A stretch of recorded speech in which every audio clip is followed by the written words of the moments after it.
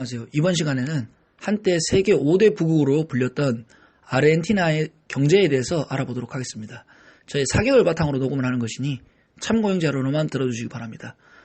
앞에서 말씀드린 것처럼 아르헨티나는 1900년대 초반만 해도 세계 5대 부국으로 불리던 나라였습니다. 지금 아르헨티나를 생각하면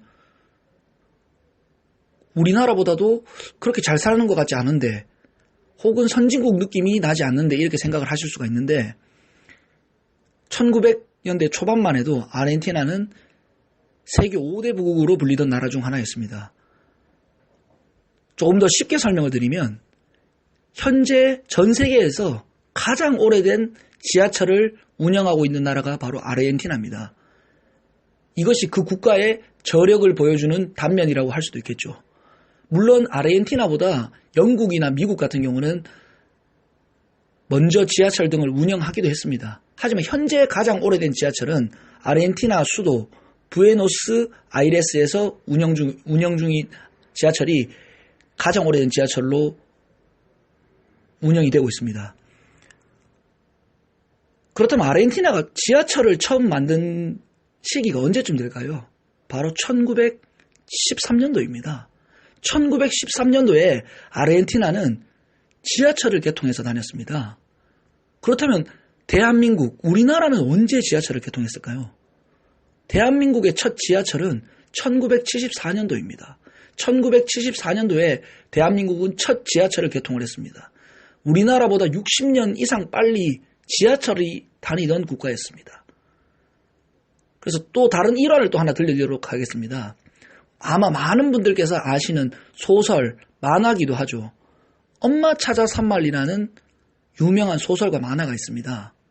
그것은 바로 유럽에서 아르헨티나로 이주를 가던 그 이주 노동자의 이야기를 만화로, 소설로 만든 것입니다. 그만큼 잘 살았던 것이죠.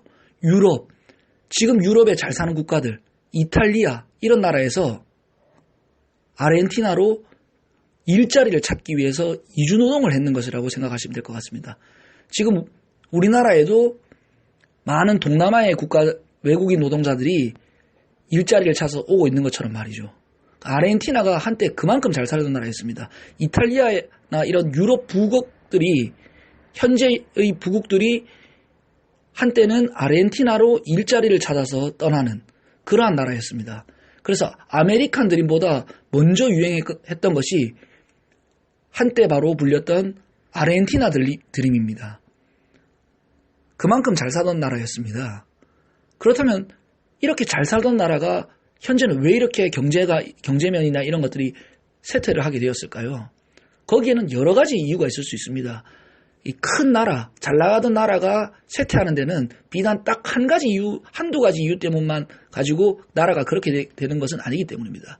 하지만 그렇게 되는데 주요한 이유들이 몇 가지는 있을 수가 있죠.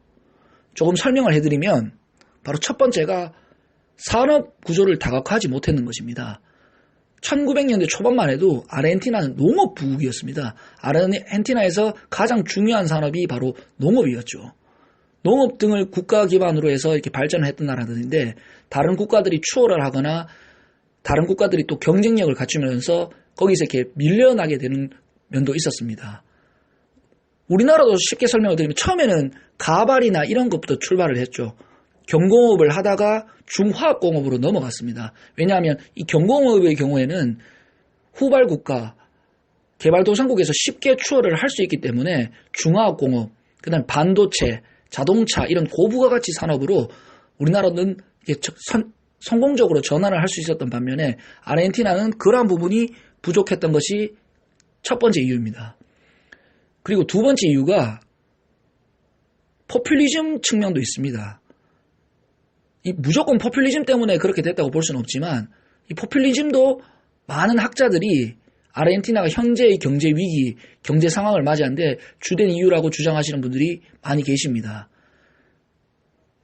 정치인들이 단순히 인기 영합을 위해서 포퓰리즘 정책을 자꾸 펴다 보면 그것이 순간적으로는 좋을 수 있지만, 그게 한 세대, 두 세대 지나다 보면 국가 경제에 심각한 부작용을 초래할 수도 있습니다.